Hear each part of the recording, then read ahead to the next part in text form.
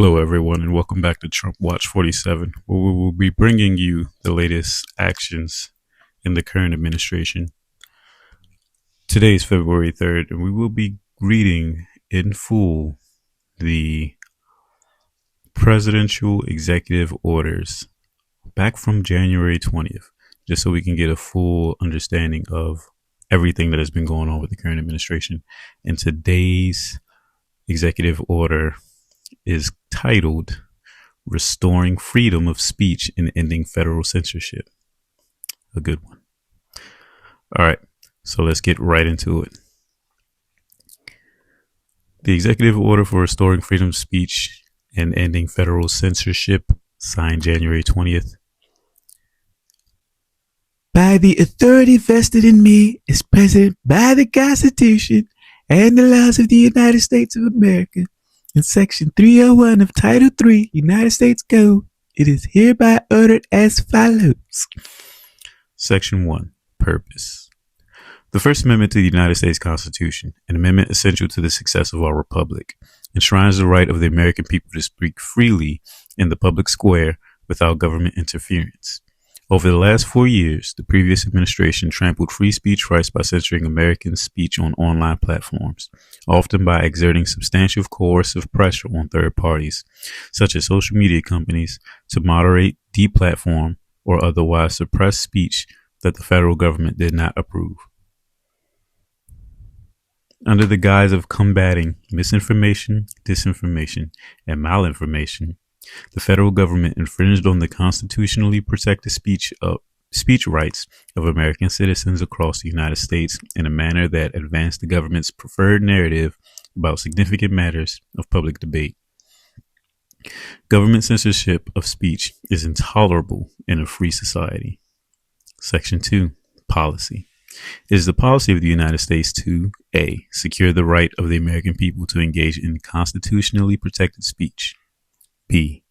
Ensure that no federal government officer, employee, or agent engages in or facilitates any conduct that would unconstitutionally abridge the free speech of any American citizen.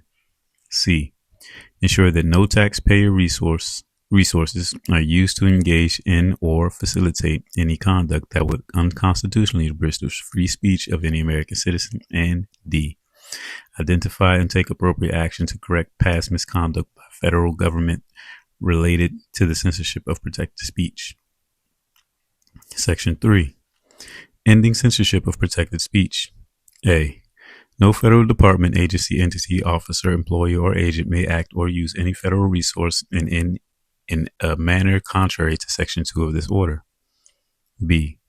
The Attorney General, in consultation with the heads of executive departments and agencies, shall investigate the activities of the federal government over the last 4 years that are inconsistent with the purposes and policies of this order, and prepare a report to be submitted to the President through the Deputy Chief of Staff for Policy, with recommendations for appropriate remedial actions to be taken based on the findings of the report. Section 4. General Provisions. A.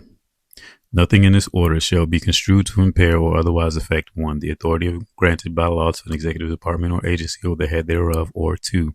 The functions of the Director of the Office of Management and Budget relating to budgetary, administrative, or legislative proposals. B.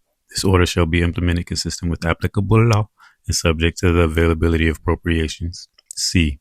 This order is not intended to and does not create any right or benefit, substantive or procedural, enforceable at law or in equity by any party against the United States, its departments, agencies, or entities, its officers, employees, or agents, or any other person. Signed, the White House. That's a win for free speech because platforms were going crazy. Social media platforms were going crazy with censoring people, and I'm glad that executive order is in place to make that come to an end. So that was a full read of the executive order. We will see you in the next video.